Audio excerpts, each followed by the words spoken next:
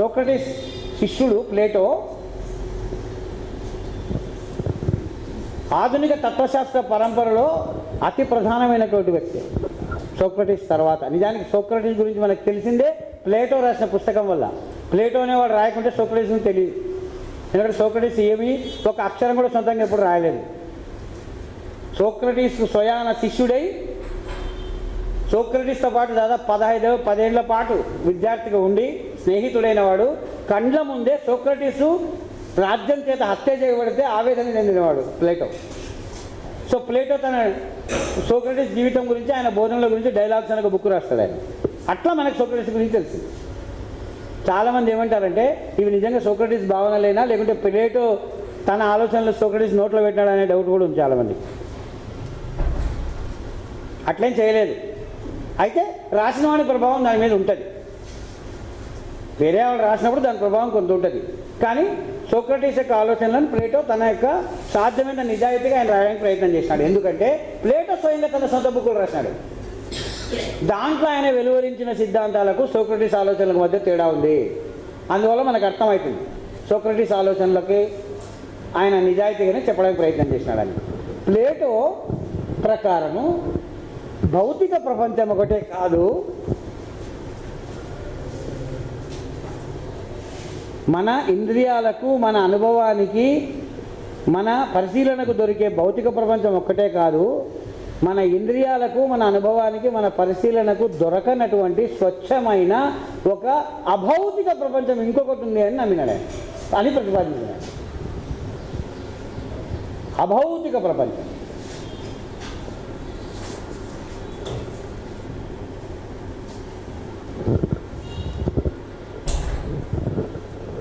ఏమా ప్రపంచము? భావాల ప్రపంచం. చెప్పండి. ఆత్మ వరకు పోలే ఆయన.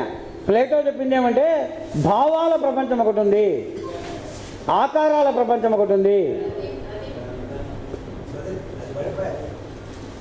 ఉండండి. ఆకారాల ప్రపంచము, భౌతిక భావాల ప్రపంచము, ఆకారాల ప్రపంచం ఒకటి ఉంది.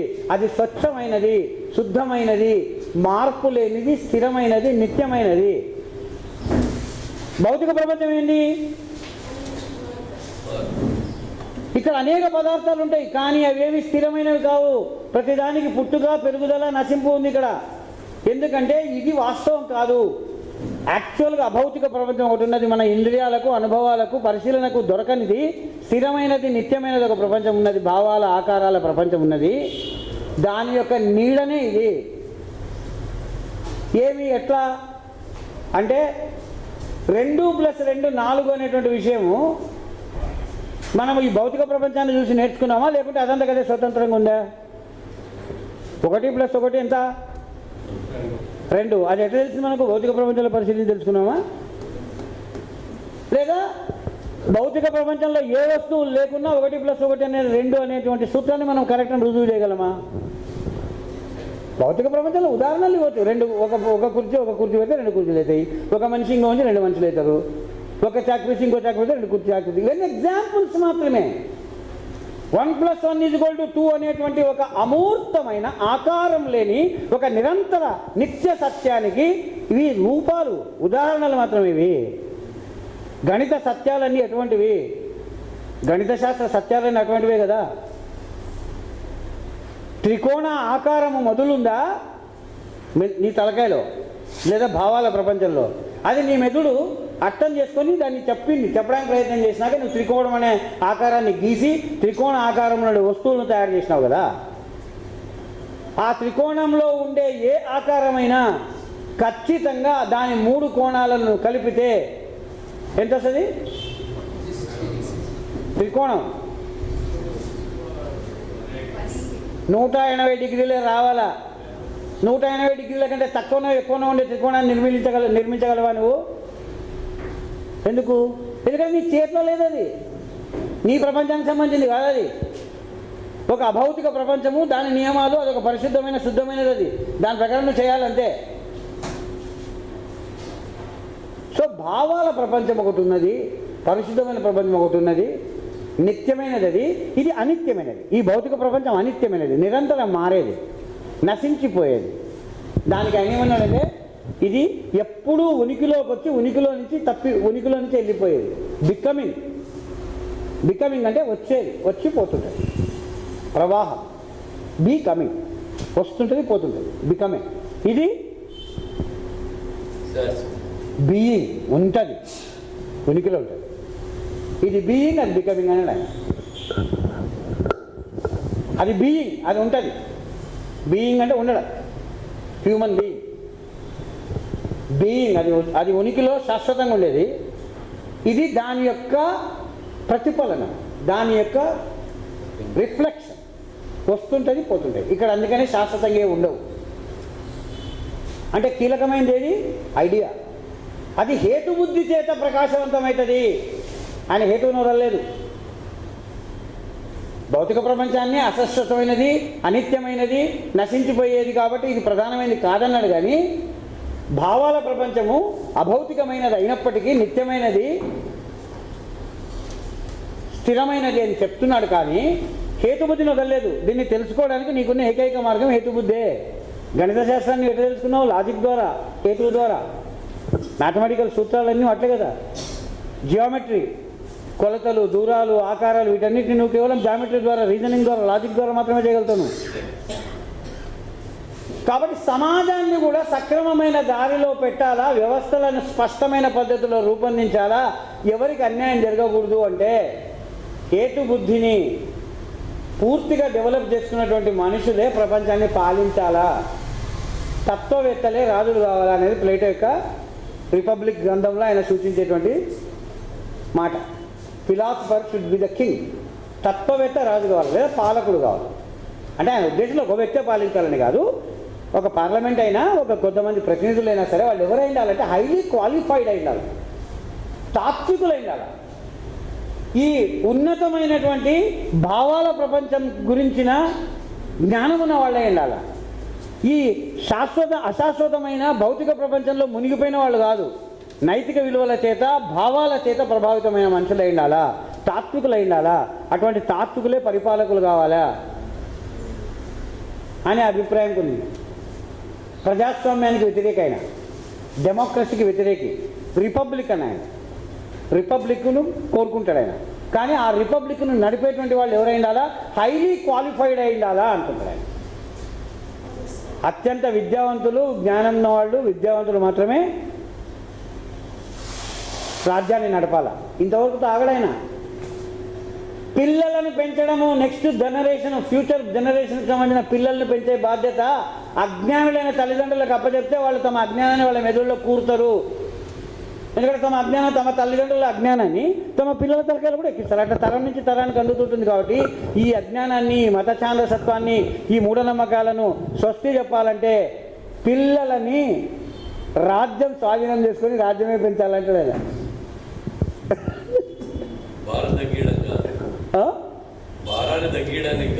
భారం కాదు, సక్రమంగా పెంచలేరు. ఎందుకంటే వాళ్ళు అజ్ఞానులు. వాళ్ళు తమ పాత నమ్మకాలు, మతాచారాలు, మూఢనమ్మకాలు, హేతుబుద్ధిని ఎట్లా ఉపయోగించాలనో తెలియదు. కాబట్టి పిల్లలను అటువంటి వాళ్ళ చేతికి అప్పచెప్తే వాళ్ళు ఎంత ఘోరంగా తయారు చేస్తారు వాళ్ళను. ఒక సమాజం యొక్క భవిష్యత్తు ఆస్తి పిల్లలైనప్పుడు వాళ్ళ తల్లిదండ్రులకు అప్పచెప్పకూడదు. పిల్లల్ని వేరు చేసేయాలంటారు. ఆ పిల్లలను వేరు చేసే క్రమంలో నీకు ఎవరికి ఏ విషయంలో సామర్థ్యం ఉందో నీకు అర్థమవుతుంది. కాబట్టి రాజ్యం దాన్ని బట్టి వాడిని ఆయా రంగాలలో నిష్ణాతులు చేయాలా. అందరూ యుద్ధాలకు పనికిరారు, అందరూ చదువులకు పనికిరారు, అందరూ పాలనకు పనికిరారు, అందరూ కళాకారులు కాలేరు కదా. కాబట్టి నువ్వు కేటగరైజ్ చేయొచ్చు అంటాడు. అంటే పూర్తి ఒక ప్లాన్ తీసుకొని, స్కెచ్ తీసుకొని జీవితం మొత్తాన్ని మిలిటరీ లైన్స్ ప్రకారం నడపాలనేది ప్లాటో పద్ధతి. ప్లాటో కనుక ఒకవేళ మన రాజైతే మన పరిస్థితి చాలా ఘోరం ఉండేది. ఎందుకంటే ప్రతిదానికి లైన్లు ఉన్నాయి ఆయనకి. అసలు పిల్లలు పుట్టంగానే బట్టలు వస్తారు, వచ్చి ఎత్తుకపోతారు బతు. ప్లాటో రిపబ్లిక్ ఏథెన్స్లోని ప్రజాస్వామ్య వ్యవస్థలో ఉండే తీవ్రమైన లోపాలు, అసమర్థత, ఇన్ఎఫిషియన్సీకి వ్యతిరేకంగా వచ్చిన తిరుగుబాటు, పైగా స్వయంగా తన గురువును చంపిన ఆ ప్రజాస్వామ్యం పట్ల, ఆ మంద పట్ల, ఆ మూకస్వామ్యం పట్ల, అన్యాయం పట్ల ఆయన తిరుగుబాటు జీవితాంతం వెంటాడింది ఆయన. ఎందుకంటే వాళ్ళ కళ్ళ ముందు, ఆయన చేతుల ముందు సోక్రటీస్ చనిపోయింది. ఎందుకంటే సోక్రటీస్ చనిపోయేటప్పుడు, ఆ విషయం తీసుకొని చనిపోయేటప్పుడు జైల్లో వీళ్ళందరూ ఉన్నారు ఆయన చుట్టే. ఆ చివరి రోజు వాళ్ళు శిష్యులందరూ ఆయనతోనే గడిపినారు. వాళ్ళ కళ్ళ ముందే ఆయన తీసుకోవడము, ఆయన చనిపోవడం అంతా వాళ్ళకు మర్చిపోలేదు. వాళ్ళు అసలు మానవ జాతిలోకి అత్యంత ఉత్కృష్టమైన మనిషిని నీచాతినీచంగా విషమించి చంపిందంటే ఆ రాజ్యము. ఇటువంటి ప్రజాస్వామ్యము పేరుతో ఇవన్నీ ఈ ఘోరాలు జరుగుతున్నాయి. ఎందుకంటే బుద్ధి లేని వాళ్ళు రాజ్యంలోకి వచ్చారు కదా, నిజమే కుదరలేదు. సో ప్రజాస్వామ్యానికి వ్యతిరేకమైన అంటే ముఖస్వామ్యానికి దానికి వ్యతిరేకం. జ్ఞానము, విలువలు, సత్యము, హేతుబుద్ధియే రాజ్యం చేయాలి కానీ మంద రాజ్యం చేయకూడదనే అభిప్రాయానికి వెళ్తాడు. అంటే ఆయన ఇంకో ఎక్స్ట్రీమ్కి వెళ్ళిపోయాడు. ప్రజలకు ఆయన దృష్టిలో ప్రజలకు విలువనే లేదు. అసలు ప్రజలకు పాలనతో సంబంధమే ఉండకూడదు. ప్రజలంటే పాలింపబడాలంటే ఆయన దృష్టిలో. ఉత్కృష్టమైన విలువలున్న కొంతమంది ప్రత్యేకమైన విశిష్ట గుణాలున్న మనుషులే పాలనకు అర్హులు ఆయన దృష్టిలో. ఇదొక సమస్య ప్లేటో రిపబ్లిక్ అంటే ఆశయాలు మంచివి, అవి బయలుదేరిన ఆశయాలు మంచివి, కారణాలు మంచివే. ఆయన చెప్తున్న కారణాలు కూడా పవర్ఫుల్లే, నిజమే. తల్లిదండ్రులకు పిల్లల్ని అప్పచెప్తే వాళ్ళు తమ అజ్ఞానాన్ని వాళ్ళ మీద నింపుతారు, కరెక్ట్ అయింది. ఆ చెత్త వాళ్ళ తాతతండ్రులు నేర్పిన చెత్త వీళ్ళు వాళ్ళు నేర్పిల్ల చెత్త సరఫరా అవుతుండే జనరేషన్ టు జనరేషన్. ప్లేటో చెప్పిన ప్రాబ్లం అయితే రియల్ ప్రాబ్లం, సూచించిన పరిష్కారం సమస్యాత్మకంగా కావచ్చు కానీ ప్రాబ్లం అయితే రియల్. మనం ఎదుర్కొంటున్నాం దాన్ని మన కళ్ళ ముందే. డిగ్రీ చదివింటాడు, ఇంజనీరింగ్ అయినటాడు, వాడు సాఫ్ట్వేర్ ఇంజనీర్ అంటే జగ్గి వాసుదేవ్ బాబా కాళ్ళ మీద పడతాడు. లేదా పిహెచ్డీ చేసి ఉద్యోగాలు వచ్చిన తర్వాత కూడా ఎట్లా బతకాలని అర్థం కాక ఆర్ట్ ఆఫ్ లివింగ్ అని క్లాసులు చెప్తే అడుగుతాడు. ఆర్ట్ ఆఫ్ లివింగ్ అంటే తెలుసు కదా, బతకడం ఎలా అనే కళ. నీ చదువంతా ఎందుకు ఇంకా చట్టుబండలు, ఇంత చదువు చదివిన తర్వాత కూడా బతకడం ఎట్లన్నది తెలియనికి నీ క్లాసులకు వల్ల మళ్ళీ నువ్వు బతకడం ఎట్లన్నా నీకు నేర్పించలేని చదువునే కదా. మీ అమ్మాయిని నేర్పించలేకపోయినారు, నీ కల్చర్ నేర్పించలేకపోయింది, నీ విద్య నేర్పించలేకపోయింది, చివరికి నువ్వు క్లాసులో చెప్తావు ఆర్ట్ ఆఫ్ లివింగ్ అని. అంటే అర్థమే నీకు గౌరవం అయిపోలేం కదా.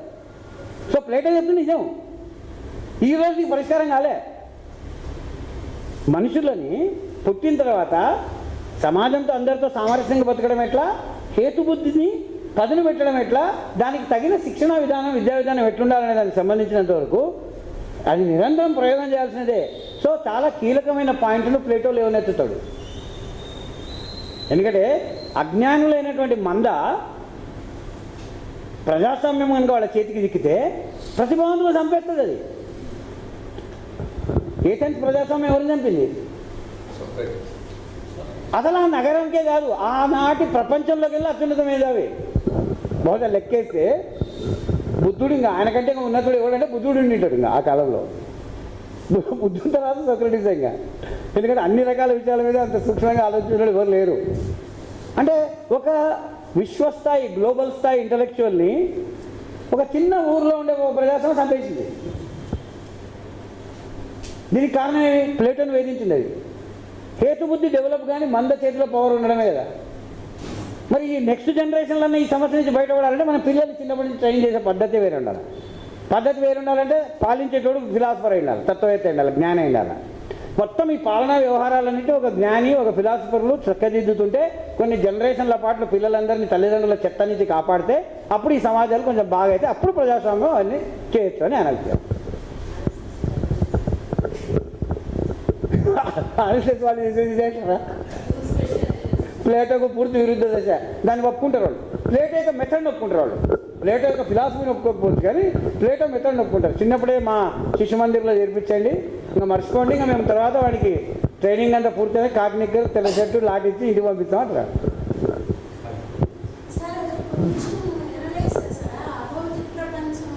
అంటే భావాల ప్రపంచం, భావాల ప్రపంచం.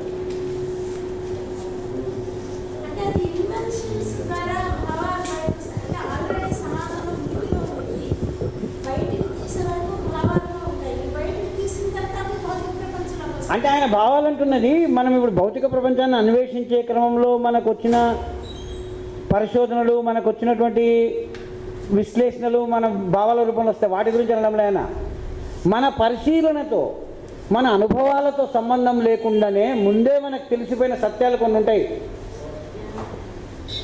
ఆ సత్యాలు మన అనుభవంతో, మన ఆలోచనతో సంబంధం లేనివి, అటువంటివి ఆయన చెప్పేది. అటువంటి భావాలు ఉన్నాయి కదా, అవి శాశ్వతమైన భావాలు. అవి భావవాదం. ప్లేటో అనేవాడు భావవాద పితామహుడు. భావవాదానికి తాత ఆయన్నే. అందుకనే ప్లేటో నుంచి డైరెక్ట్గా ఏం మొదలైంది? భావవాదం మొదలైంది. ఐడియాలిజం, ఇంగ్లీష్లో ఏమంటుంది? ఐడియాలిజం. ఎందుకు? ఆయన దృష్టిలో భావాలు ఐడియానే ప్రాథమికం కాబట్టి ఐడియాలిజం. భావాలే నిజం, ఈ భౌతిక ప్రపంచం దాని నీడ మాత్రమే. ఆయన ఫేమస్ కథ ఉంటుంది, అలగరీ ఆఫ్ కేవ్ అంటారు. అంటే ఒక గుహలో నెగడేసుకొని మంట వేసుకొని కొంతమంది గుంపు కూర్చొని ఉంటారు. కూర్చొని ఉంటే వాళ్ళ తాలూకు నీడలు ఆ గోడ మీద పడుతుంటాయి, ఆ గుహలోని గోడ మీద పడుతుంటాయి. అవి డ్యాన్స్ చేస్తుంటాయి. ఈ మంట, ఈ శిఖలు ఎట్లయితే కదులుతుంటాయో, ఆ జ్వాల శిఖలు, మంటల శిఖలు కదిలినంత ఆ నీడలు కూడా కదలాడుతుంటాయి. నిజానికి అవి వాళ్ళ నీడలే, కానీ వాళ్ళకి అవి అట్లా కనిపించవు. అవి ఏవో వేరే స్వతంత్రమైన అస్తిత్వాల మాదిరి కదులుతున్నట్టు, అవి నాట్యం ఆడుతున్నట్టు అనిపిస్తాయి. ఎందుకంటే వీళ్ళని డ్యాన్స్ చేయడం లేదు కదా, అవి డ్యాన్స్ చేస్తుంటాయి. మంటల వెలుతురుకు, ఆ పొగకు ఈ నీడలు డ్యాన్స్ చేస్తుంటాయి. వీడు ఏమనుకుంటాడంటే అవి స్వతంత్ర అస్తిత్వం కలిగినవేమో, భలే డ్యాన్స్ చేసినా అవేవో బాగున్నాయి, నేను కనుక్కున్నా, నేను అన్వేషించాను, నేను సత్యం కనుక్కున్నా అంటాడు, అనుకుంటాడు వాడు. కానీ యాక్చువల్గా వాడు చూస్తున్నది వాణి నీడలనే. వాడు తప్పుడు భావాల వల్ల వాడు దాన్ని ఏదో కనుక్కొని జ్ఞానం అనుకుంటాడు. వాడు ఆ గుహలో దొరకని పరిస్థితి అది. ఎప్పుడైతే వాళ్ళు గుహ నుంచి బయటకు వస్తారో సూర్యకాంతి ఉంటుంది బయట. ఆ సూర్యకాంతిలో ఈ భ్రమలు, ఈ పొగలు, ఇవన్నీ ఏమి ఉండవు, అన్నీ మాయమైపోతాయి. వాడి విషయాలను ఉన్నట్టు డమ్మలు పెడతాడు. అట్లా సూర్యకాంతి అనేటువంటి ప్రచండమైన వెలుగులో నీవు భ్రాంతులకు గురి కాకుండా, భ్రమలకు గురి కాకుండా సత్యాన్ని దర్శించగలుగుతావో, అట్లా నీవు నీ హేతుబుద్ధి అనేటువంటి సూర్యుని ఉపయోగించి నీవు విషయాలు తెలుసుకోగలవు. నీ అనుభవాలు నిన్ను తప్పుదారి పట్టించగలవు. నీవు గుహలో చూసిన నీడలు, డ్యాన్స్ ఆడుతున్నటువంటి, నాట్యం ఆడుతున్న నీడలు నీ అనుభవం కాదా? నీ కళ్ళు చూపించినవి కాదా? నీ కంటి ముందు కనిపించిన దృశ్యాలే కదా. మరి నీ అనుభవాలు, నీ ఇంద్రియాలే గొప్పవైతే అవన్నీ సత్యం కావాలి కదా. కాబట్టి అనుభవాలనంతగా నమ్మకు, అవి ఆధారపడదగినవి కాదనే ఆయన ఉద్దేశం. అందుకే భావవాదులందరూ, ప్లేటో తర్వాత వచ్చిన భావవాదులందరూ కూడా హేతువే ముఖ్యమైనది, అనుభవాలు కాదు అని హేతువును నొక్కి చెప్పేవాళ్ళు వాళ్ళు. అందుకే భావవాదులు వాళ్ళనే హేతువాదులను కూడా అంటారు. నిజానికి నెగిటివ్ సెన్స్లో యాక్చువల్ పదం హేతువాదం అనేది. మన హేతువాదులు, మన బయట వాడే మిత్రులకు తెలియదు అది. హేతువాదం అనేటువంటి పదం తత్వశాస్త్రంలో భావవాదులకే వర్తిస్తుంది. వీళ్ళు హేతువాదులు, ఈ భావవాదులు హేతువాదులు. ఎందుకంటే వీళ్ళు అనుభవం కన్నా హేతువే ప్రధానమైంది అనుకుంటారు వాళ్ళు. రేషనాలిటీ,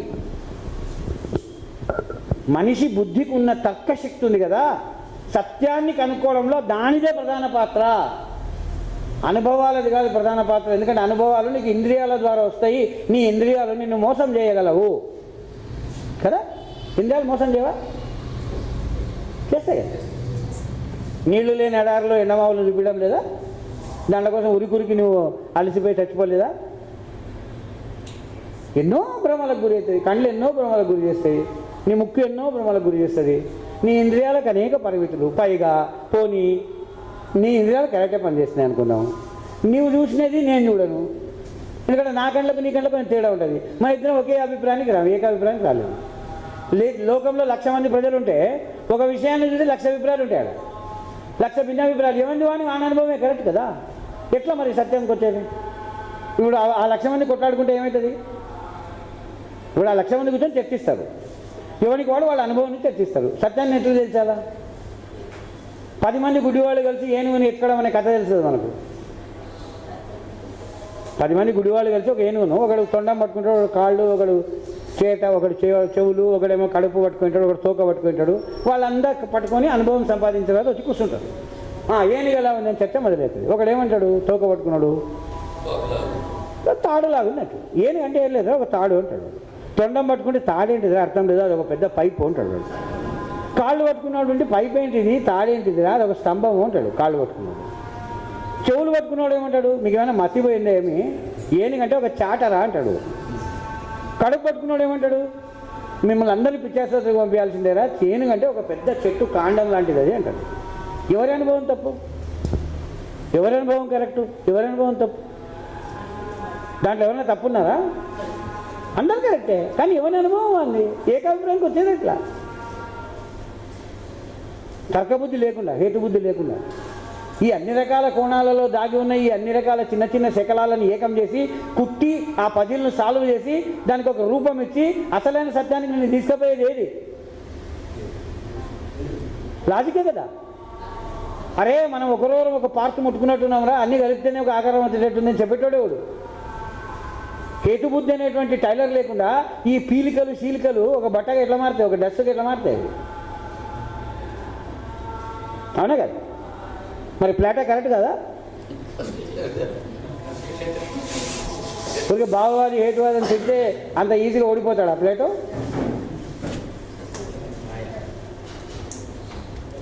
అంటే దాని వెనకాల ఆర్గ్యుమెంట్ ఉంది. అనుభవ జ్ఞానానికి ఉన్న పరిమితులు, అనుభవాలకు భిన్న మనుషులకు ఎదురయ్యే అనుభవాలలో ఉండే తేడాల వల్ల సత్యాన్ని నిర్ధారించడం కష్టమవుతుంది. సత్య నిర్ధారణలో కేవలం అనుభవ జ్ఞానం చాలదు, తర్కము హేతుబుద్ధి యొక్క పాత్ర కూడా ఉంటుంది. అయితే ప్లేటో చేసే సమస్య ఏంటంటే ఈ అనుభవాలన్నింటినీ ఆధారపడదగినవి కావు, ఇవి పరిమితులు కలిగినవి కాబట్టి ఇతర నీడలు మాత్రమే, నువ్వు గుహలో చూస్తున్న నీడలు మాత్రమే. దానిని పక్కన పెట్టి నువ్వు హేతుబుద్ధి అనే సూర్యుని ద్వారా స్వచ్ఛంగా చూడు సత్యాన్ని అనుకుంటాడు ఆయన. సో స్వచ్ఛమైన భావవాదైన, స్వచ్ఛమైన హేతువాదైన ప్లేటో. అట్లా భావవాదాన్ని, తత్వశాస్త్రంలో భావవాదాన్ని, ఫిలాసఫీ ఏమో భావవాదమైంది, అంటే భావాలే పునాది, భావాలే ప్రధానం అని చెప్పేది. హేతువాదం అనేది ఏంటి? జ్ఞానాన్ని తెలుసుకోవడానికి, సత్యాన్ని తెలుసుకోవడానికి హేతువే ప్రధానమైన పనిముట్టు అని చెప్పడము హేతువాదం. దాన్ని జ్ఞాన సిద్ధాంతం అంటారు. ఉనికిలో ఉన్నది ఏమి అని చెప్పేదేమి? భావాలే ఉనికిలో ఉన్నాయి, బీయింగ్ అంటే అవే, ఉన్నవి అవే, మిగతావన్నీ ఉంటాయి పోతుంటాయి, అస్థిరమైనవి, అశాశ్వతమైనవి. సో ఉనికిలో ఉన్నది భావాలే అని చెప్తున్నాడు కాబట్టి భావవాది. ఉనికిలో ఉన్నది పదార్థం అంటే పదార్థవాది, భౌతికవాది. ఈయన ఉనికిలో ఉన్నది భావాలే అంటున్నాడు కాబట్టి భావవాది. అయితే ఉనికిలో ఉన్న దాన్ని గురించి తెలుసుకోవడం ఎట్లా అంటే హేతుబుద్ధి ఒకటే మార్గం అంటున్నాడు, అందువల్ల హేతువాది. అంటే ఆయన ఉనికికి సంబంధించిన సిద్ధాంతమేమో భావవాదము, జ్ఞానానికి సంబంధించిన సిద్ధాంతమేమో హేతువాదం. సోక్రటీస్ది అనుభవవాదం, హేతువాది. సోక్రటీస్ అనుభవవాదం. ఎందుకంటే హేతుబుద్ధిని ఉపయోగించు, కానీ భిన్న కోణాల ద్వారా వచ్చిన సమాచారాన్ని సేకరించి చర్చ ద్వారా మాత్రమే, డైలాగ్ ద్వారా మాత్రమే, గతితార్కిక పద్ధతి ద్వారా మాత్రమే నువ్వు సత్యాన్ని చేరుకోగలుగుతావు అంటాడు ఆయన. ఆయన ముఖ్యం సమాచారం. భిన్న కోణాల్లో వచ్చే సమాచారం సేకరించడం చాలా ముఖ్యమైనది, అందుకే చర్చ ముఖ్యమైనది ఆయనకు. సో కొంత ఆయన అనుభవవాది. ఆయన కూడా హేతుబుద్ధికి విలువ ఇచ్చినప్పటికీ ఆయన అనుభవాలకి, భిన్న కోణాల్లో వచ్చే సమాచారానికి ప్రాధాన్యత ఇస్తాడు. ప్లేటో అట్లా కాదు. ఆయన వాళ్ళ గురువుకే పంగనామాలు పెట్టేసిండు ఆయన. నువ్వు అట్లా నమ్ముకొని లాస్ట్కి నువ్వు విషయం ఇచ్చి చంపినారు, నిన్ను లాభమే లేదు, ఈ సమాజాన్ని మొత్తం సాగొట్టాల్సిందే, మొత్తం అంతా కంట్రోల్లోకి తీసుకోవాల్సిందే, తత్వవేత్తకు అప్పచెప్పాల్సిందే దీన్ని అని ఆయన పూర్తి భావవాదం పంపిండు. ఆయన శుద్ధ భావవాది. ప్లేటో శుద్ధ భావవాది, ప్యూర్ ఐడియలిస్ట్. కల్తీ ఉండదు కదా అంట, ప్యూర్ ఐడియలిస్ట్.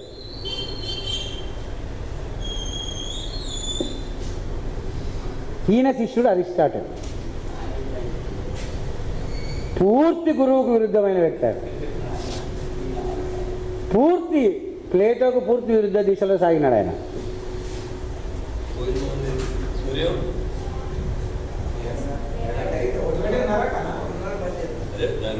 ఎంత ఉంది టైము?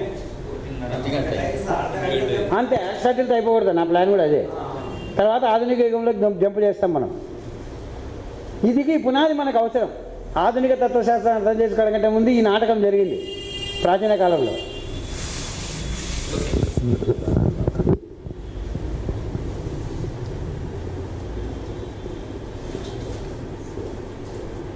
తర్వాత తత్వశాస్త్రాన్ని మరింకో పెద్ద మలుపు తిప్పినవాడు అరిస్టాటిల్. ముగ్గురు జస్ట్ 20 years గ్యాప్లో ముగ్గురు 3 మలుపులు తిప్పారు వీళ్ళు. అసలు అది ఏం నగరమో, అది ఏం కాలమో అది అర్థమే కాదు. మనకు 300 ఏళ్ళైనా ఒకడు కూడా పుట్టాడు చదువు వచ్చినోడు.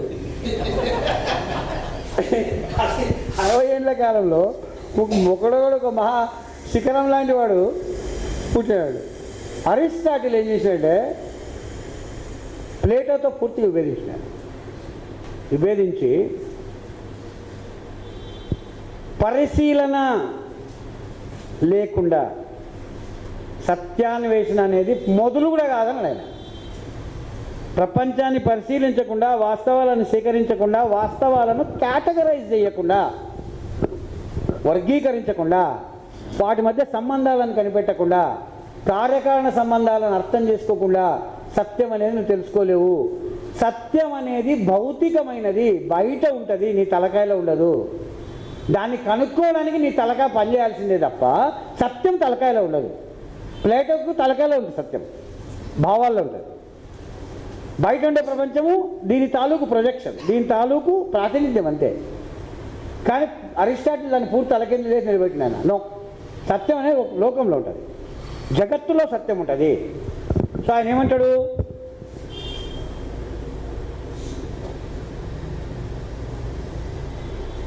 ఒక వాస్తవికమైన భౌతికమైన జగత్తు బయట ఉంది, జగత్తు ఉంది. ఒక వాస్తవికమైన భౌతికమైన జగత్తు బయట ఉంది, ఏది మన తలకు బయట. దాన్ని నువ్వు తెలుసుకోవాలంటే ఉండే ఒకే ఒక మార్గం పరిశీలించడమే. నువ్వు చెట్ల గురించి అర్థం చేసుకోవాలంటే చెట్లను పరిశీలించాలను, జంతువుల గురించి నువ్వు సత్యం తెలుసుకోవాలంటే జంతువులను పరిశీలించాలను. జంతువులు పుట్టే క్రమాన్ని సత్యంతవరకు పరిశీలించాలా, ఆ జంతువుల యొక్క బిహేవియర్ని పరిశీలించాలా, ఆ జంతువు యొక్క ఆహారాన్ని, దాని అలవాట్లను పరిశీలించాలా. జంతువుని పూర్తిగా అర్థం చేసుకోవాలంటే జంతువుకు సంబంధించిన అన్ని విషయాలను పరిశీలించాలను, సమాచారాన్ని సేకరించాలా, వాటిని క్రోడీకరించాలా, వాటిని వర్గీకరించాలా, వాటి మధ్య ఉన్న సంబంధాన్ని అర్థం చేసుకోవాలా. ఆ వస్తువుకు దాని చుట్టూ వ్యవస్థ పర్యావరణానికి మధ్య సంబంధాన్ని అర్థం చేసుకోవాలా. అప్పుడు మాత్రమే నీకు ఒక నిర్దిష్టమైన నమ్మదగ్గ రెలియబుల్ నాలెడ్జ్, నమ్మదగ్గ జ్ఞానం వస్తుంది. రెలియబుల్ నాలెడ్జ్ ఊహలకు ఆస్కారం లేనిది, వాస్తవాల పునాది మీద నిలబడ్డది, తర్కబద్ధంగా నిర్మాణమైనది. తర్కం యొక్క పాత్ర లేదనడం లేదు అరిస్టాటిల్, కానీ వాస్తవాల పునాది మీద నిలబడుతుంది. అది తర్కం పునాది మీద నిలబడదు. ప్లేటోకు తర్కం పునాది మీద నిలబడతాయి, తర్కం మొదలైన. ప్లేటోకి అరిస్టాటిల్కి వాస్తవాల పునాది మీద నిలబడతాయి. అరిస్టాటిల్కి ఒక రకంగా పడి సోక్రటీస్ ట్రెడిషన్కి దగ్గరవాడు. కానీ సోక్రటీస్కి లేని పరిమితి అరిస్టాటిల్కి ఏముందంటే, అరిస్టాటిల్ చాలా వివరమైన తర్కశాస్త్ర నియమాలను రూపొందించాడు. అసలు తర్కశాస్త్రం అనే శాస్త్రాన్ని అరిస్టాటిల్ ప్రారంభించినాడని చెప్పొచ్చు. రాజనీతి శాస్త్రం అనే ఒక శాస్త్రాన్ని ప్రారంభించినాడు ఆయన. మొట్టమొదటి వృక్షశాస్త్రజ్ఞుడు ఆయన్నే. అంటే ఆయన ప్రారంభించని శాస్త్రం కానీ, ఆయన ప్రారంభించని తాత్విక సిద్ధాంతం కానీ లేదని చెప్పచ్చు. అంటే ఆయనకంటే ముందున్నటువంటి వాళ్ళందరూ కూడా ఆయా విషయాలకు సంబంధించిన విషయాలను మాట్లాడినారు. నేను చెప్పినా కదా, తత్వశాస్త్రంలో అవన్నీ భాగాలు ఉన్నాయి. ఇప్పుడు ఉదాహరణకి ఎంత అరిస్టాటిల్ మేధస్సు ఎటువంటిదో చెప్పడానికి, ఇప్పుడు రెటరిక్స్ అన్నాం, భాషాశాస్త్రం అన్నాం కదా. ఎందుకంటే ఆ కాలంలో భాషకి చాలా ప్రాధాన్యం ఉండేది. అటు రాజకీయ నాయకులకు కానీ, ఇట్లా కోర్టు వ్యవహారాలకు కానీ, లేకుంటే ఇట్లా ప్రజలతో మాట్లాడేటప్పుడు కానీ, లేకుంటే వ్యాపారస్తులతో సంభాషణ చేసేటప్పుడు కానీ, ఆ ఏథెన్స్ నగరంలో రకరకాల సందర్భాలలో రకరకాల సంభాషణలు అవసరం ఉంటుంది. కాబట్టి భాషా నైపుణ్యాలకు చాలా ప్రాధాన్యత ఉంటుంది. రచనలు వస్తున్నాయి, నాటకం వస్తుంది, మొదటి అక్కడ రచనలు, నవలలు వస్తున్నాయి, కథలు వస్తున్నాయి. కాబట్టి భాషా శాస్త్రం అనేది చాలా ముఖ్యమైనది. అటు సాహిత్యపరమైన రచనలు కావచ్చు, ఇటు సిద్ధాంతపరమైన రచనలు కావచ్చు, ఇటు రాజకీయ సంబంధించిన విషయాలు కావచ్చు, రచనలు కావచ్చు, ఇవన్నీ వస్తున్నాయి. సో ఈ రచనలు చాలా ప్రభావితం చేయాలంటే, నువ్వు అనుకున్న లక్ష్యం నెరవేరాలంటే, నువ్వు ఎవరి మీదైతే ప్రభావం పడాలో ఆ ప్రభావం పడాలంటే దానికి ఏ లక్షణాలు ఉండాలా అనే ప్రశ్న వస్తుంది కదా. భాషాశాస్త్ర ప్రశ్న అదే, రెటారిక్స్ అంటారు దాన్ని. అందరూ మాట్లాడినారు రకరకాలుగా. సోక్రటీస్ కూడా మాట్లాడినాడు, ప్లేటో కూడా మాట్లాడినాడు దాని మీద. అయితే అరిస్టాటిల్ యొక్క ప్రత్యేకత ఏమంటే, దాన్ని ఒక అద్భుతమైన సిద్ధాంత రూపం ఇస్తాడు దానికి. ఆయన ఒక మాట అంటాడు, ఏది ఒక మంచి రచన అని ఏది అనిపించుకుంటుంది, ఒక మంచి ఉపన్యాసం, ఒక మంచి ఉపన్యాసానికి, ఒక మంచి రచనకు, ఒక మంచి నాటకానికి, కళా ప్రదర్శనకు, ఏదైనా సరే ప్రజలను రంజింపజేయాలి కదా. ప్రజల మీద ప్రభావం చూపించాలి కదా. నీ శ్రోతనో నీ పాఠకుడో ఎవరికో మీద నీ ప్రభావం చూపించాలి. నీ వ్యక్తీకరణ నీ ముందున్న వాడి మీద ప్రభావం చూపించాలంటే దానికి కొన్ని లక్షణాలు ఉండాలి. 3 లక్షణాలు ఉండాలి. దానికని అయితే పేరు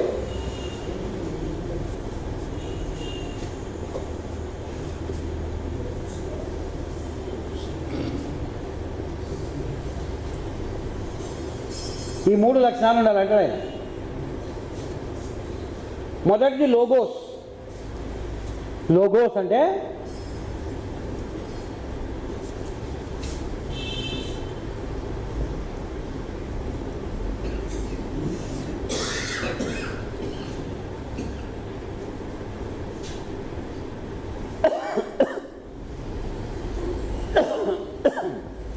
మీ రచనలో మీ ఉపన్యాసంలో హేతుబద్ధమైన, తార్కికమైన, చాలా ఈజీగా అర్థమయ్యే స్పష్టమైన విషయం ఉండాలి. వాదన లేదా విషయం, సబ్జెక్ట్ ఉండాలి. అంటే నీ సబ్జెక్టు నువ్వు ఏం చెప్తున్నావు అనేది, నీ నాటకమో, నీ ఉపన్యాసమో, నీ రచననో, నీ స్పీచో, నీ కావ్యమో, అది చదివినవాడికి, విన్నవాడికి, చూసినవాడికి నీవు చెప్తున్నది ఒక ఆర్గ్యుమెంటు చాలా తర్కబద్ధంగా ఉన్నది, చాలా హేతుబద్ధంగా ఉన్నట్లు చాలా ఈజీగా అర్థమైపోవాలి. లోగోస్ అంటది. లోగో అనే పదానికి భాష అని అర్థం ఉంది, హేతుబుద్ధి, తర్కబుద్ధి అని అర్థం ఉంది. 2 అర్థాలు. లోగో నుంచే లాజిక్ వస్తుంది. అందుకనే శాస్త్రాలు అన్నిటికీ లాస్ట్కు లాజీ ఉంటుంది. Biology, zoology, sociology, anthropology, psychology, ఆ లాజీ అనేది ఈ లోగోస్ నుంచి వచ్చిండేదే. లోగోస్ అనే గ్రీక్ పదం నుంచి వచ్చిండేదే. అంటే శాస్త్రీయమైనది, హేతుబద్ధమైనది, తార్కికమైనది, తర్కబద్ధమైనది, లాజిక్ ప్రకారం ఉండేది. ఎట్లంటే అట్లా చెప్పేది కాదు. అందుకనే ఏదైనా సరే శాస్త్రం అంటే దాని వెనకాల LOGY వచ్చి కలుస్తుంది. అందుకని అది ఈ లోగోస్ నుంచి వచ్చిండేదే. లోగోస్ అనే మాటకి ఇంకో అర్థం కూడా ఉంది, పాత అర్థం. లోగోస్ అంటే వ్యక్తీకరణ, భాష అని. కానీ భాష అంటేనే తర్కబద్ధంగా ఉంటుంది. భాష కొన్ని నియమాలను పాటిస్తుంది. భాష అంటేనే కొన్ని నియమాలకు లోబడి ఉంటుంది. వ్యాకరణ నియమాలకు లోబడి ఉంటుంది.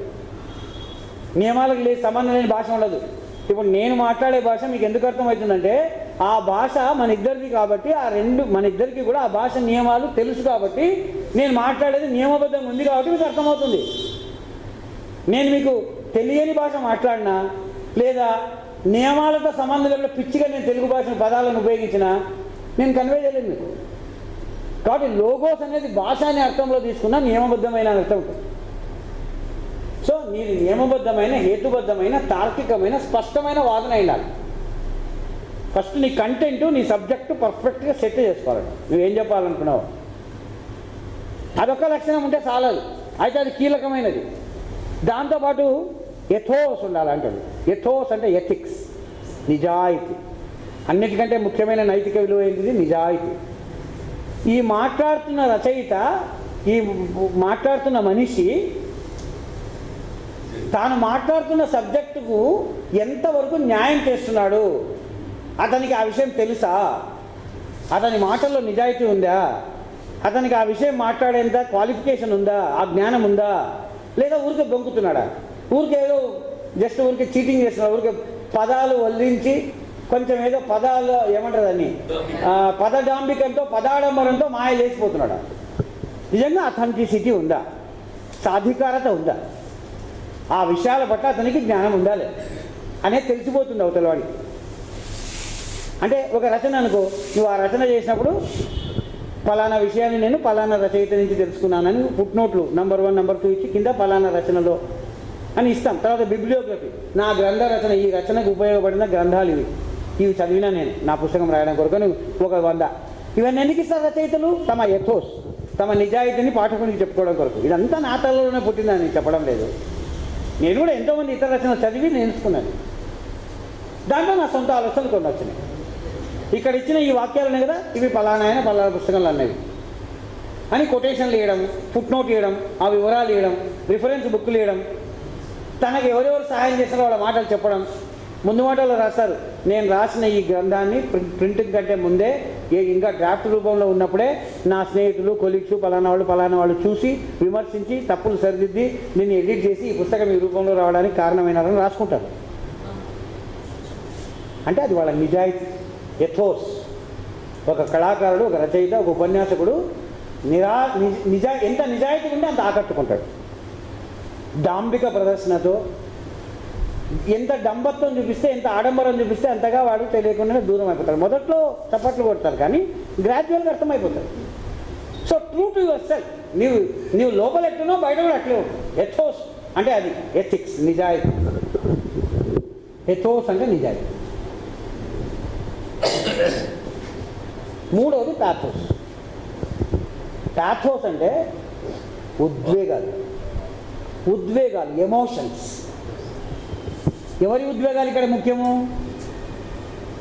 నీ మాట వింటున్నా, నీ నాటకం చూస్తున్నా, నీ పుస్తకం చదువుతున్నా, నీ కావ్యం పఠిస్తున్నా, శ్రోతల, పాఠకుల, వీక్షకుల ఉద్వేగాలకు నువ్వు ఏ మేర కనెక్ట్ అయినావు. నీవు వాళ్ళలో ఏ ఉద్వేగాలు కలిగించాలనుకున్నావో ఆ ఉద్వేగాలే కలిగినాయా, లేకుంటే నీవు ఊహించని విరుద్ధమైన ఉద్వేగాలు కలిగినాయా? నువ్వు వాళ్ళని ఏడిపించాలంటే వాళ్ళకి నవ్వొచ్చింది అనుకో, బాలకృష్ణ సినిమా వాళ్ళది.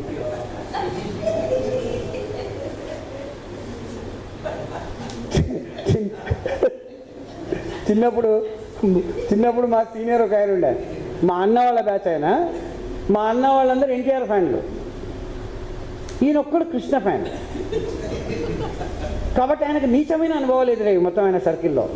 కృష్ణ కూడా ఫ్యాన్ ఉంటావారా, నువ్వు మంచిగా ఈ టైప్లో ఆయన అవమానించేటోళ్ళు. కృష్ణ సినిమా వస్తే పోవాలని, కానీ ఆయన బ్యాచ్ మొత్తం ఎవరు రారు, అసలు నవ్వుతారు వాళ్ళు. ఆయన దగ్గర ఆ కృష్ణ పేరు ఎత్తితే నవ్వుతారు వాళ్ళు.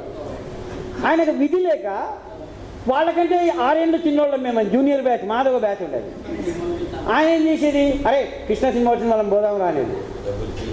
మేమేమి సినిమా అనేది ఎవడన్నా ఒకటి చూపిస్తే ఏ సినిమా చూడడానికి సిద్ధమైన ఏది మాది. అది ఏ చెప్తైనా సరే చూసేందుకు సిద్ధం, సినిమా వస్తే చూడాలని అంత ఏజ్ మాది, చిన్నోళ్ళం కదా.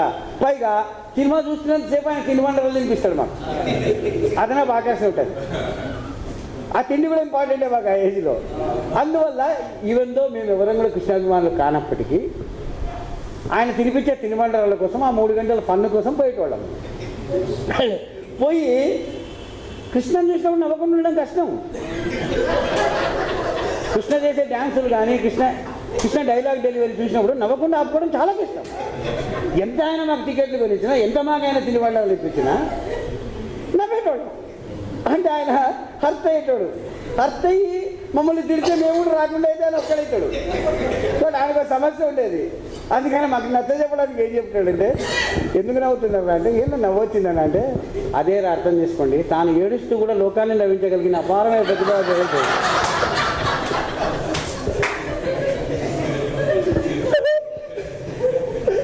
మామూలు నటుడు అనుకుంటున్నారా మీరు? తాను ఏడుస్తూ కూడా లోకాన్ని నవ్వించడరా, త్యాగజీవిరా అంటుండే. అట్లా మేము పెద్దగా అయిన తర్వాత ఆయనకు చెప్తుండే, ఏమైనా నువ్వు 10 రూపాయలకు మమ్మల్ని బలి చేసావు కదా, ఇన్ని సినిమాలు చూపిస్తున్నావు కృష్ణ సినిమాలు. సో ప్యాథోస్, ఉద్వేగాలు. ఒక గొప్ప నటుడు అని ప్రజలు ఎప్పుడు అనుకుంటారు? వాడు వాడి నటనలో చూపించిన హావభావాలు నీలో ఎటువంటి ఉద్వేగాల వరదను సృష్టించాలంటే నువ్వు కొట్టుకోవాలి దాంట్లో. నీకు తెలియకూడదు నువ్వు ఎక్కడ పోయినావు అంటే వాని గ్రిప్పులోకి నువ్వు వెళ్ళిపోతావు. గొప్ప కావ్యం లేనప్పుడు, గొప్ప నవల లేనప్పుడు, చెంగిస్ ఖాన్ తెన్నేశ్వరి నవల చదువుతాం. మొదటిసారి చదివినప్పుడు మనకు తెలియదు. మనం ఆ గోబీ తేడాల్లోకి వెళ్ళిపోయినాం. సారికేహార మైదానంలో వాళ్ళతో పాటు గుర్రాల్లో ఉరుకుతుంటాం. ఆ బుక్కులు కాగితాలు, ఆ కాగితంలో దొరుకుతుంది, అక్షరాల నుంచి ఆ గుర్రాలు దొరుకుతుంది. ఒక ప్రతిభావంతుడైన నవలాకారుడు నేను తీసుకుపోతాడు. ఎట్లా ప్యాథోస్ సృష్టిస్తాడు, ఉద్వేగాలు సృష్టిస్తాడు. ఆ ఉద్వేగాల వరదలో నిన్ను ముంచెత్తుతాడు. ఉద్వేగం కూడా ఇంపార్టెంట్. సంతోషం కావచ్చు, దుఃఖం కావచ్చు. కోపం కలిగించాలంటే కోపం కలగాలని. ఒక మంచి ఉపన్యాసకుడు, ఒక రాజకీయ ఉపన్యాసకుడు ఒక పోరాటం పిలిపించినప్పుడు వాడు ఇచ్చే స్పీచ్ అంత్యక్రియలప్పుడు ఇచ్చే స్పీచ్ లాగా ఉండకూడదు. నీలో రక్తాన్ని మరిగించి నిన్ను పోరాటానికి పరిగెత్తించేది ఉండాలి. అంత్యక్రియలప్పుడు మళ్ళీ పోరాటం ఉపన్యాసాలు ఇవ్వకూడదు, అది మళ్ళీ వేరే. కాబట్టి సందర్భం బట్టి ఉండాలి. కాబట్టి నీ సందర్భం ఏమి, ఆ సందర్భానికి తగిన లోగోస్ నీ దగ్గర ఉన్నదా, ఎథోస్ నీ దగ్గర ఉన్నదా, నీ మాటలో, నీ భాషలో, నీ రచనలో నీ నిజాయితీ వ్యక్తమవుతున్నదా, లేదా ఉత్త డాంబికం చూపిస్తున్నావా? నువ్వు కట్టుబడి ఉంటావా నువ్వు రాసిన రాతకు? ప్యాథోస్. నువ్వు ఏ ఎమోషన్స్ అయితే క్యారీ చేయాలనుకున్నావో, ఏ ఎమోషన్స్ అయితే సృష్టించాలనుకున్నావో అవి సృష్టించగలిగావు. ఈ 3 సమపాళ్ళలో ఉంటేనే నీ రచన, నీ కావ్యము, నీ నాటకము, నీ ఉపన్యాసము సక్సెస్ అవుతుంది అంటాడు అరిస్టాటిల్. ఒక ఫార్ములా ఇస్తాడు ఆయన. అరిస్టాటిల్ అన్నీ ఇట్లనే ఉంటాయి, ఫార్ములా మాత్రం ఉంటాయి.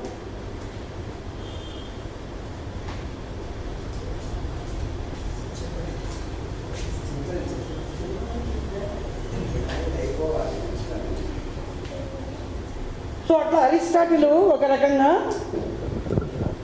సోక్రటిస్ కంటే ముందు కాలం నాటి విజ్ఞాన శాస్త్రవాదుల, ఫిజిసిస్టుల యొక్క సాంప్రదాయాన్ని తిరిగి పునరుద్ధరించింది. ప్రకృతిని సిస్టమేటిక్గా పరిశోధించి దాని మీద సిద్ధాంతాలు చేయడం అనేటువంటి భౌతికవాదులు చేసిన పని ఉంది కదా, తిరిగి ఆయన ఉచ్చ దశలోకి తీసుకుపోయాను కదా, చాలా ఉన్నత స్థాయికి తీసుకుపోయాను. విజ్ఞాన శాస్త్ర శాఖను మళ్ళీ తిరిగి ప్రారంభించండి ఆయన. అట్లనే సోఫిస్టులు సోక్రటీస్ యొక్క తాత్విక సాంప్రదాయాన్ని మళ్ళీ భూమార్గం పట్టించండి. ఎందుకంటే వాళ్ళ గురువు ప్లేటో దాన్ని తీసుకుపోయి ఆకాశంలో తీసుకుపోయాడు ఆయన. భావవాద ఆకాశంలోకి తీసుకుపోతే మళ్ళీ దానికి ఈడ్చుకొచ్చి మళ్ళీ నేలకి తీసుకొచ్చింది ఆయన. తత్వశాస్త్రాన్ని మళ్ళీ భౌతికవాదం వైపు తిప్పిండు ఆయన. ఇంతేకాకుండా స్పష్టమైన నియమాలతో తర్కాన్ని తార్కికంగా ఆర్గ్యుమెంట్స్ చేయడం ఎట్లా, ఒక విషయాన్ని సత్యమా కాదా నిరూపించుకోవడానికి ప్రమాణాలు ఎట్లుండాలి అనే విషయాల మీద చాలా స్పష్టమైన సిద్ధాంతం, తర్కశాస్త్ర సిద్ధాంతం రూపొందించాడు, జ్ఞాన సిద్ధాంతం రూపొందించాడు. కాజాలిటీ, కార్యకారణ సంబంధం,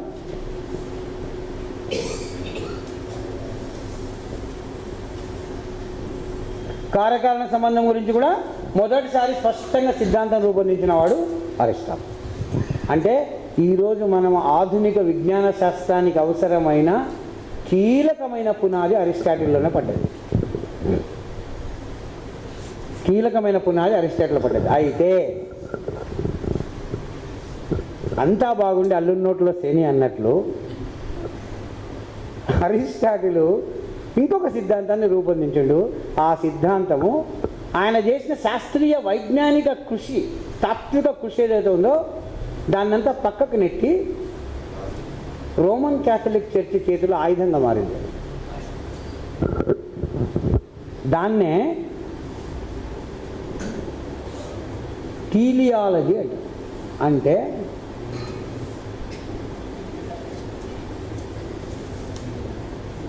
మామూలు భాషలో చెప్పాలంటే విధివాదం. ఈ ప్రకృతిలో, ఈ సమాజంలో, మానవ జీవితంలో, చరిత్రలో ఏది కూడా ఒక లక్ష్యం లేకుండా జరగదు, ఒక పర్పస్ లేకుండా, ఒక ప్రయోజనం లేకుండా జరగదు. ఏది జరిగినా ఇది ఒక ప్రయోజనం ఉంటుంది స్పష్టంగా. కాబట్టి జరుగుతున్న ఘటనలన్నీ, జరుగుతున్న క్రమాలన్నీ ఏదో ఒక ప్రయోజనం సాధించడం కొరకే జరుగుతాయి, అంతిమ ప్రయోజనం వరకు అవి సాగుతూనే ఉంటాయి అనేది టెలియాలజీ. టెలోస్ అంటే ముందే నిర్ధారించబడిన ఒక మార్గం. అంటే ఒక రైలు బయలుదేరిందంటే ఒక స్టేషన్లో, అది ముందే నిర్ధారించబడినటువంటి స్టేషన్లలో ఆగుతూ చివరి గమ్యం చేరుకుంటుంది. అవునా కదా? మధ్యలో ఉన్నటువంటి బోరు కొట్టి వద్దులేని వేరే రూట్లో వెళ్ళిపోతుంది.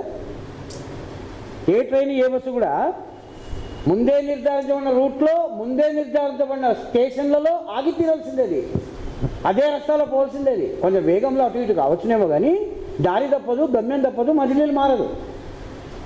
అట్లా మానవ జీవితానికి ప్రకృతిలో కూడా అటువంటి టెలోస్ ఉన్నాయంటాడు ఆయన. అరిస్టాటిల్ నమ్మాడు, దాన్ని టీలియాలజీ నమ్మాడు ఆయన. ఆయన మంచి ఉద్దేశమే. అంటే మొదలు పురాణాలు అంటున్నాం, పురాణాల కాలం అయిపోయింది, ఇప్పుడు మళ్ళా హేతుబుద్ధిని ఉపయోగించి మనము సత్యాన్వేషణ చేస్తున్నాము. ఇట్లా మన ప్రయాణం సాగుతుంది, ఈ విధంగా సాగుతుంది అని. అంటే ప్రతిదానికి ఒక క్రమము, కొన్ని దశలు, ఒక ప్రయోజనము ఉంటుంది. టెలోస్ కూడా ఉంటాయి. కాబట్టి మన ప్రయోజనం ఏముందో దాన్ని కూడా గమనించుకోవాలి.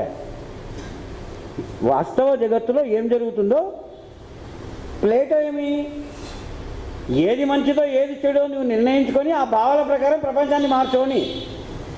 ఈయనేమంటాడు, ఆల్రెడీ జరుగుతున్నవి వాస్తవిక క్రమాలు, అవి ఎందుకు జరుగుతున్నాయో, ఏ దిక్కుకు జరుగుతున్నాయో వాటి ప్రయోజనం ఏంటో అర్థం చేసుకొని దాని ప్రకారం బాగుంటాడు అరిస్టాటిల్.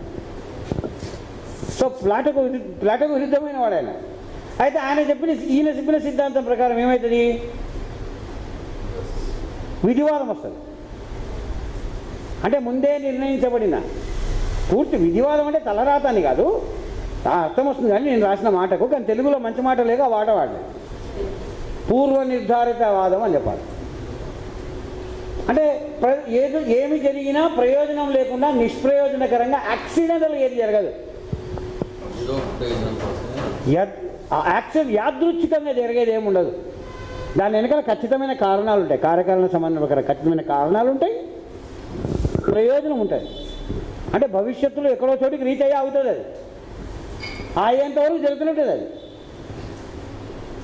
దాన్ని పూర్వ నిర్ధారిత కార్యకరణవాదం అని చెప్పొచ్చు మనం. ఆ రకంగా ఈ కార్యాన్ని దారితీస్తుంది, ఈ కార్యం ఇంకో కారణాన్ని దారితీస్తుంది, ఈ కారణం మళ్ళీ ఇంకో కార్యాన్ని, ఈ కార్యం అంటే ఈ ఫలితము ఇంకొక నెక్స్ట్ దానికి కారణంగా మారుతుంది. కారణం నుంచి ఫలితం వస్తుంది కదా, ఆ ఫలితం మళ్ళీ కారణంగా మారి ఇంకో దానికి కారణం అవుతుంది, ఇంకో దానికి ఫలితం అవుతుంది. చైన్ ఇది కాజల్ చైన్, కార్యకారణ గొలుసు. కార్యకారణాల గొలుసు నిన్ను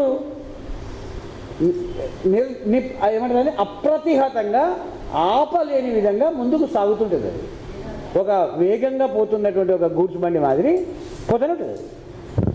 కాబట్టి అది దాటాల్సిన మధ్యలో దాటుతుంటుంది, పోవాల్సిన మార్గంలో పోతుంటుంది, ఒక చోట ఎక్కడో ఎండ్ అవుతుంది ఆ ప్రాసెస్. అందుకు టీలియాలజీ వస్తుంది. కార్యకారణ సంబంధం కరెక్ట్ అని చెప్పింది, కానీ దాన్ని ఆయన లాజికల్గా లాక్కుంటూ పోతే ఇక్కడికి పోయింది. అది దానివల్ల ఏమైంది? మేం చెప్పేది కూడా అదే, మనిషి ఎన్నన్నా పాపాలు చేసుకో, ఏమన్నా చేసుకో, లాస్ట్కు నువ్వు పోయిన తర్వాత పరలోక రాజ్యం ఒకటి ఉంటుంది, అక్కడ చేరుకుంటున్నావు. మానవ జీవితం యొక్క పర్పస్ ఏంటంటే మంచి పనులు చేసి పరలోక రాజ్యాన్ని చేరుకోవడం. నువ్వు తప్పులు చేస్తే అక్కడ ప్రళయ దినం నాడు, అంతిమ తీర్పు దినం నాడు నీకు లెక్కలంతా చూసి ఆడిటింగ్ చేసి నీకు వేయాల్సిన చేస్తారు. ఖయామత్ అంటావు, లేకుంటే అంతిమ తీర్పు దినం, ఫైనల్ జడ్జిమెంటే. నీ తప్పులు ఎక్కుంటే నరకం పోతావు, ఒప్పులు ఉంటే నువ్వు స్వర్గానికి పోతావు, ఏదో లెక్క. అది పరలోకం. నువ్వు పుణ్యాలు బాగా చేసి మంచి సాయం బైబిల్ వాక్యం ప్రకారం నువ్వు కరెక్ట్ బతికినావంటే నువ్వు పోయి స్వయంగా ప్రభువు సింహాసనంలో ఆయన కుడి పక్కన కూర్చొని ఉంటావు. మళ్ళీ ప్లేసెస్ కూడా రిజర్వేషన్ ఉంది ఇక, కుడి పక్కన ఎడం పక్కన. మామూలుగా ఇప్పుడు అదేంటి సినిమా టికెట్లు బుక్ చేసే యాప్ ఏంది? బుక్ మై షో యాప్ లాగా స్వర్గంలో సీట్లు కూడా మనం సెలెక్ట్ చేసిన టైప్లో ఉంది. సో అరిస్టాటిల్ యొక్క ఈ టిలియాలజీ ఏదైతే ఉందో, ప్రయోజనవాదం ఏదైతే ఉందో, ఈ ప్రయోజనవాదాన్ని క్యాథలిక్ చర్చ్ అడాప్ట్ చేస్తుంది. ఫస్ట్ ప్లేటో భావాలు నచ్చినాయి క్యాథలిక్ చర్చికి. ఎందుకంటే పరిశుద్ధమైనది, అభౌతికమైనది, శాశ్వతమైనది, స్థిరమైనటువంటి సత్యం ఒకటి ఉన్నది. ఈ జీవితం అంతా అశాశ్వతమైనది, నశించిపోవున్నది. కాబట్టి దీని కాదు ముఖ్యమైనది, దాని గురించి ముఖ్యమైనది అన్నప్పుడు ఏ చర్చికైనా ఏ మతాధికారికైనా ఆ మాటలు ఇంపుగా ఉంటాయి. సో ప్లేటోను చర్చ్ ప్రేమించింది. కానీ తర్కశాస్త్రము, హేతుశాస్త్రము, బుద్ధి కూడా పెరిగింది కదా గ్రీక్ తత్వశాస్త్రం వల్ల. కాబట్టి ఎక్కువ రోజులు భావవాదాన్ని ఇష్టపడరు ప్రజలు. అనుభవాలను పూర్తిగా కొట్టి పాడేస్తే ఎవరైనా ఒప్పుకుంటారా? కాబట్టి అనుభవాలకు కూడా విలువ ఇచ్చేటువంటి కొత్త సిద్ధాంతం అవసరమైంది. అది అరిస్టాటిల్ అందజేశాడు వాళ్ళకు తెలియకుండా. అరిస్టాటిల్ తెలియదు. ఇట్లా వచ్చి ఒక క్రైస్తవం అనే ఒక మతం పుడుతుంది, అది ఇటలీకి వచ్చి పాకుతుంది, రోమన్ రాజ్యం దాన్ని అడాప్ట్ చేసుకొని తన అధికారిక మొత్తంగా మార్చుకొని అదే ఒక చర్చిగా మారుతుంది. రోమన్ రాజ్యం ఒక చర్చిగా మారుతుంది, ఆయనకు తెలియదు. అట్లా మారిన తర్వాత క్రీస్తు శకం 3వ శతాబ్దం 4వ శతాబ్దంలో అది అఫీషియల్ మతంగా మారుతుంది. మారినాక ఏమైంది? కాన్స్టాంట్ రాజు, రోమన్ చక్రవర్తి రోము నుంచి తన రాజధానిని కాన్స్టాంటినోపుల్కు మారుస్తాడు. ఎందుకంటే రోమన్ సామ్రాజ్యం మీద జర్మన్ల యొక్క దాడి, అనాగరికుల దాడి జరుగుతుంది, రోమును వాళ్ళు కాపాడుకోలేకపోతుంటారు. కాబట్టి వాళ్ళు అక్కడి నుంచి గ్రీకు రాజధాని కాన్స్టాంటినోపుల్కు మారుస్తారు. కాన్స్టాంటినోపుల్ అంటే ఎక్కడుంది? ఇప్పుడు టర్కీ రాజధాని ఇస్తాంబులే కదా కాన్స్టాంటినోపుల్ అంటే. టర్కీ ఎక్కడో లేదు, గ్రీకు పక్కనే ఉంది. రెండు ఇరుగు పొరుగు దేశాలు. ఒకప్పుడు అది గ్రీకు ప్రాంతమే. సో రోమన్ సామ్రాజ్యము గ్రీకు ప్రాంతానికి తన రాజధానిని మార్చుకున్న సమయంలో గ్రీకు భాష, గ్రీకు సాహిత్యము, గ్రీకు నాటకము, గ్రీకు తత్వశాస్త్రము, గ్రీకు విజ్ఞాన శాస్త్రంతో తలబడవలసి వచ్చింది. బైబిల్ న్యూ టెస్టమెంటు మొదలు రాయబడిన భాష ఏది? ఓల్డ్ టెస్టమెంట్ హిబ్రూ, ఎందుకంటే జెరూసలంలో రాసినారు. అది న్యూ టెస్టమెంట్ మొదలు ఎక్కడ రాయబడింది? గ్రీకు భాషలో రాయబడింది. First Bible is return in Greek language. ఎందుకంటే అంతవరకు క్రీస్తు పేరుతో ఆయన శిష్యులు చెప్పిన కథనాలు ప్రచారంలో ఉండేవి, వందలాది కథనాలు ఉండేవి. ఆ వందలాది కథనాలను కుసబెట్టి, పండితులను కుసబెట్టి ఎడిట్ చేసి దాన్ని 5, 6 మత్తయి సువార్త, లూకా, పౌలు, ఇట్లా ఒక 5 జాను, ఒక 7-8 కథలను మాత్రమే ఎడిట్ చేసి వాటిని మాత్రం మిగతా తీసేసి వాటన్నిటిని కలిపి కంబైన్ చేసి దాని కొన్ని పాటలను, కొన్ని సామెతలను అన్నిటిని యాడ్ చేసి ఈ కొత్త బైబిల్ గ్రంథాన్ని రూపొందించిండేది నీకు 3వ శతాబ్దం, 4వ శతాబ్దంలో గ్రీకు భాషలో రాయబడింది మొదటి బైబిల్. అంటే గ్రీకు భాషలో రాస్తున్నప్పుడు గ్రీకు భాషా ప్రాంతంలో నువ్వు క్రైస్తవాన్ని నువ్వు ప్రచారం చేయాలనుకుంటే గ్రీకు సమాజంలో ఆల్రెడీ అప్పటికే ఉన్న గ్రీకు కళల్ని, గ్రీకు సాహిత్యాన్ని, గ్రీకు ఆలోచనలని, గ్రీకు తత్వశాస్త్రాన్ని, గ్రీకు హేతుబుద్ధివాదాన్ని, వాటన్నింటిని మర్చిపోగలవా? ఎందుకంటే ఆ భాషలో, ఆ సమాజంలో ఆల్రెడీ ఇంకిపోయి ఉన్నాయి కదా, అంత ఈజీ కాదు. కాబట్టి నువ్వు వాటిలో తలపడక తప్పదు. క్రైస్తవ భావజాలము ఆల్రెడీ ఎప్పటి నుంచో ఉన్న గ్రీకు భావజాలంతో తలపడక తప్పలేదు, వాటిని తాను స్వీకరించక తప్పలేదు. తన సిద్ధాంతాలను సమర్థించుకోవడానికి గ్రీకు ప్రాచీన తత్వ సిద్ధాంతాలనే వాడుకోవడానికి ప్రయత్నం చేసింది. అట్లా ప్లేటోను మొదలు వాడుకుంది, ఆ తర్వాత కాలంలో అరిస్టాటిల్ని వాడుకుంది. థామస్ అక్వినాస్ అనేటువంటి క్రైస్తవ సన్యాసి, స్వయంగా తత్వవేత్త, అరిస్టాటిల్ మీద అథారిటీ. థామస్ అక్వినాస్ చివరికి చర్చి తనను తాను కాపాడుకోవాలంటే అరిస్టాటిల్ ద్వారా నమ్ముకుంటే సాధ్యమైతే తప్ప ఎవరు నమ్ముకున్నా సైన్సు, ఈ హేతువాదము, తత్వశాస్త్రం దెబ్బకు మనం ఎగిరిపోతాము, అరిస్టాటిలే మనల్ని కాపాడగలిగిన కవచమని ప్రతిపాదిస్తాడు. అట్లా అరిస్టాటిల్ని స్వీకరిస్తాడు. ఆ అరిస్టాటిల్ ప్రాపంచిక దృక్పథం నుంచి బద్దలు చేసుకునేంత వరకు ఆధునిక విజ్ఞాన శాస్త్రం ప్రారంభంగా లేకపోయింది, ఆధునిక తత్వశాస్త్రం ప్రారంభంగా లేకపోయింది. అంటే ఏ అరిస్టాటిల్ అయితే నిజానికి విజ్ఞాన శాస్త్రాన్ని, తత్వశాస్త్రాన్ని కొత్త పునాది మీదకి తీసుకొచ్చి దాన్ని మళ్ళీ బలోపేతం చేసి ప్రాచీన కాలంలో ముందుకు తీసుకుపోయాడో, అదే అరిస్టాటిల్ రోమన్ క్యాథలిక్ చర్చ్ యొక్క అఫీషియల్ ఐడియాలజీగా, అధికారిక సిద్ధాంతంగా మారి, మతం యొక్క కవచంగా మారి విజ్ఞాన శాస్త్రాన్ని, తత్వశాస్త్రాన్ని ముందుకు పోకుండా అడ్డుకుంది. కొన్ని శతాబ్దాల పాటు అడ్డుకుంది. దాన్ని ఏ విధంగా ఛేదించుకొని ఆధునిక తత్వశాస్త్ర పరంపర ప్రారంభమైంది, ఆధునిక విజ్ఞాన శాస్త్ర పరంపర ప్రారంభమైంది అనే విషయాన్ని మనము భోజనం చేసిన తర్వాత మాట్లాడుతాం.